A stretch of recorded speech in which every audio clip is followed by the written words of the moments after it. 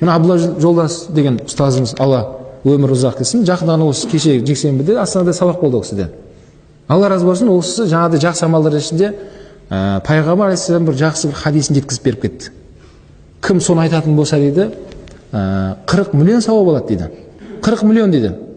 Ол кісі айтады, аузың ауыра ма, айта беріңдер дейді. Мен күнге 25 мәрте айтып 100 миллион сауап аламын дейді. Қарасаңыздар, керемет. Демек, ол амалды жақсы. Екінші бір амал тұр, бірақ жаңа Абдулла Жолдастың айтып жатқан, ұстазымыз айтып жатқан, оның сауабы молын айтып жатыр ол кісі.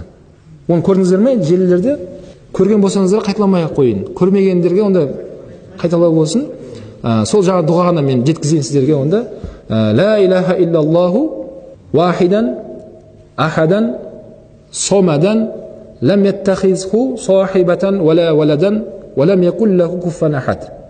Осы дұғаны айтатын болса, қанша сауап болады дейді? 10 мәрте айтқанға 40 миллион дейді.